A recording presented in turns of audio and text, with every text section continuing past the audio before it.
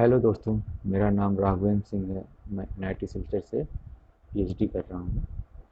आज मैं आप लोगों को क्लास 10th का एक चैप्टर जिसका नाम है एरिया रिलेटेड टू सर्कल्स को मैं डिस्कस करने जा रहा हूँ। तो इसमें जो है कुछ पहले इसको पढ़ने से पहले कुछ बेसिक इंफॉर्मेशन है जो हमें पता होनी चाहिए। कि जैसे यदि मान लीजिए कोई सर्कल है, क्या है, एक सर्कल है और ये इसका सेंटर है O। तो सेंटर से इसको जो है हिंदी में बोलते हैं परिधि, सरकमफेरेंस। इंग्लिश में बोलते हैं क्या? सरकमफेरेंस।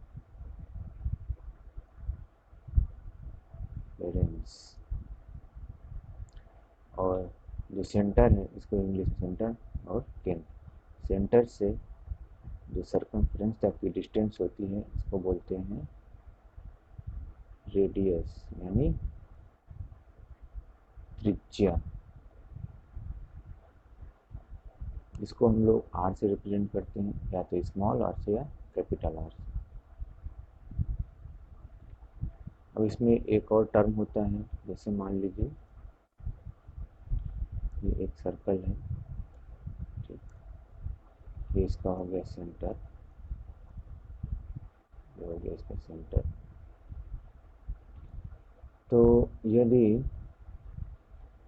कोई एक लाइन खींचते हैं जो सेंटर से पास होती है, ठीक, जो सेंटर से पास होकर जाती है और परिधि को यानी सर्कमफ्रेंस को दो भाग में टच करती है, तो उसको हम लोग क्या बोलते हैं? उसको बोलते हैं व्यास। और जो इसकी लेंथ होगी वो होगी 2 मल्टीप्लाई त्रिज्या, क्योंकि यहाँ से यहाँ तक ये एक रेडियस हो गया, ये रेडियस हो गया, टोटल डिस्टेंस कितनी हो गई? 2r। ओके। अब इसमें कुछ चीज़ें हैं जो समझने लायक हैं कि यदि मान लीजिए ये एक सर्कल है, इसको हम लोग यहाँ से ब्रेक कर देते हैं, ये एक रिंग बनी हुई है, इसको हम यहाँ से ब्रेक कर देते हैं और इसको यहाँ से वो सीधा कर देते हैं, ठीक। तो जो इसकी टोटल लेंथ होती है ये होती है 2πr, ठीक। तो इसको क्या बोलते हैं? परिधि। परिधि का जो लेंथ है, length of circumference, length of circumference. ये तीन चीज़ें बेसिक हैं जो हमें एकदम नॉर्मल पता ही होनी चाहिए सर्कल के बारे में। अब इसके बाद आता है सर्कल का नेक्स्ट। इसमें देखिए जैसे व्हील हो गया, ये डिज़ाइन हो गया, ये वाशर हो गया, टेप हो गया, प्लेट हो गया, ये जितना चीज़ें क्या है, ये सर्कल है, सर्कल।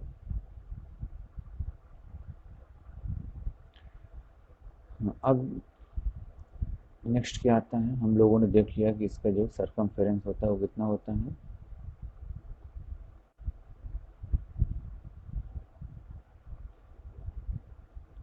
ये होता है 2πr।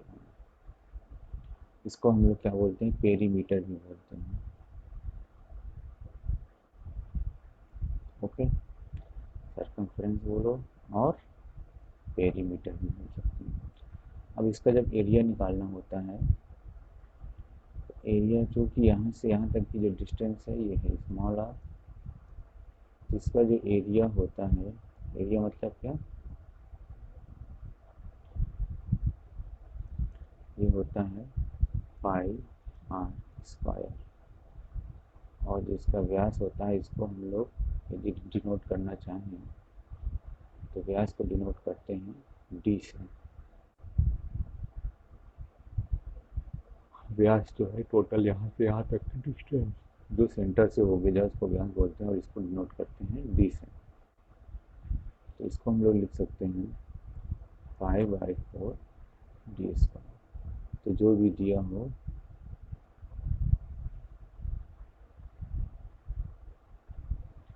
यदि रेडियस दिया है तो इसको, त्रिज्या दिया है तो इसको, दोनों में से कोई भी हम लोग यूज कर सकते हैं। डायमीटर दिया हो या तो रेडियस दिया हो।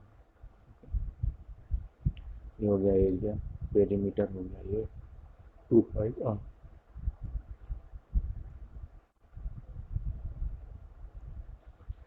अब हम लोग आगे बढ़ते हैं। यदि मान लीजिए कोई सर्कल है, ठीक, अभी इस पे से हम लोग क्वेश्चन करेंगे, लेकिन पहले हम लोग बेसिक पढ़ लेते हैं कि और क्या क्या हो सकता है। तो यदि हम मान लेते हैं ये कोई सर्कल है, ओके चलिए सर्कल बनाते हैं। ये एक सर्कल है, ठीक, और ये 4 पार्ट से मिलके बना हुआ है। इससे 4 पार्ट से मिलके बना हुआ है। तो 4 पार्ट गड़बड़ हो गया है। 4 पार्ट से मिलके बना हुआ है।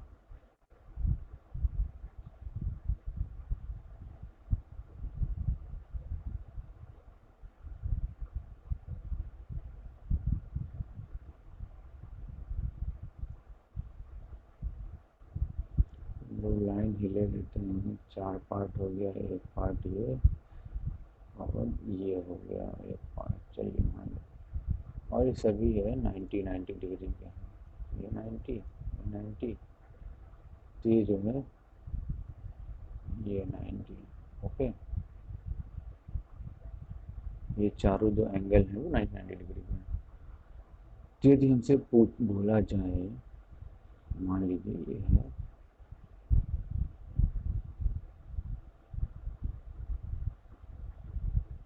कि जो इसकी रेडियस है वो कितना है, 5 सेंटीमीटर। तो हमसे बोला जाए इसको, इसको हम लोग क्या बोलते हैं, सेक्टर, या इसको बोलते हैं हिंदी में वृत्तखंड, ठीक। क्योंकि क्या है, ये सर्कल को, खंड मतलब पार्ट में डिवाइड करना, सर्कल को एक पार्ट में डिवाइड कर दे रहा है। तो हमसे पूछा जाए कि इसकी लेंथ, इस जो ये जो सेक्टर है, इसका जो सरकमफेरेंस है या पेरीमीटर है, इसकी लेंथ कितनी होगी। तो हम देख सकते हैं, हम लोग देख सकते हैं कि जब जो है एंगल कितना था, 360 डिग्री था टोटल का। जब एंगल 360 डिग्री था, तब उस केस में जो पेरीमीटर था वो कितना था, वो था 2 पाई r, ओके। तो यदि डिग्री 1 डिग्री के लिए जो इसका पेरीमीटर होगा वो कितना होगा, 2 पाई r/360, ठीक। अब हमसे बोला जाएगा, हमसे पूछा क्या गया है कि 90 डिग्री के लिए जो इसका पेरीमीटर है वो कितना होगा। तो 2 पाई r/360 इंटू 90, ये हो जाएगा हमारा आंसर। अब देखिए पाई की वैल्यू जो होती है दो तरीके से होती है, एक होती है 22/7 और एक होती है 3.14। तो ये हम लोग लेंगे कैसे, अकॉर्डिंग टू क्वेश्चन। क्वेश्चन में हमें कुछ दिया होगा, ये हमें गिवन होता है। यदि नहीं दिया होता तो इन दोनों में से कोई सी भी वैल्यू ले लेते हैं हम लोग। ज़्यादातर इसको ले लेंगे, इसको लेने से क्या होता है, आसानी से हमारा कट जाता है। तो 90 डिग्री के लिए जो पेरीमीटर है वो कितना आ गया, 2 pi into 5 divided by 360 into 90, 0 से 0 कट गया, 4 गया, ये 2 से 2 कट गया।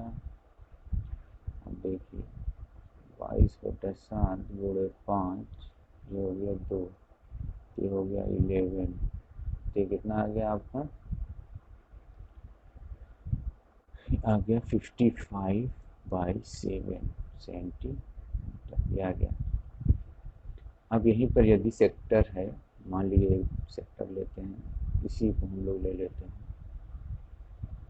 ये क्या है, एक सेक्टर है, ओके। अब इसमें ये सेंटर है, इससे एक लाइन आ गई, और इससे दूसरी लाइन गई, ये, ठीक। तो ये इसको बोलते हैं स्मॉल सेक्टर और इसको बोलते हैं लार्ज सेक्टर। ये है ओ, ये है रेडियस। ठीक। अब इसके अंदर जो एंगल है इसको बोलते हैं थीटा। अभी हमने क्या निकाला, हम लोगों ने पेरीमीटर निकाला कि यदि किसी सेक्टर का पेरीमीटर क्या होता है, सेक्टर यानी वृत्तखंड। तो हम लोग इसका एरिया कैलकुलेट करेंगे। इसको मान लो ए, ये हो गया B, area of small sector O A B.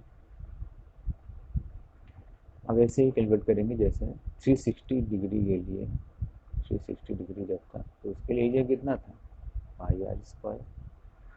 ठीक। अब क्या है, अब कितने के लिए पूछ रहा है, थीटा के लिए। तो हम लोग थीटा भी डायरेक्ट कैलकुलेट कर लेंगे। इसका हम लोग डायरेक्ट मल्टीप्लाई इससे करते हैं और इसको जो है नीचे डिवाइडर में ले जाते हैं। तो theta divided by 360 degree into pi R square, ये क्या हो गया, एरिया हो गया, सेक्टर का एरिया हो गया। बाकी का हम लोग बाद में कैलकुलेट करेंगे, पहले इतना हम लोग क्वेश्चन सॉल्व करने की कोशिश करते हैं, देखते हैं हम लोगों से क्वेश्चन कितना हो पाता है। जैसे एक्सरसाइज 12.2, इसको आप लोग ट्राई करिएगा, इतना पढ़ाने के बाद इतना आप लोग ट्राई करिए, इसको मैं नेक्स्ट क्लास में डिस्कस करूँगा यानी कल। Okay, thank you.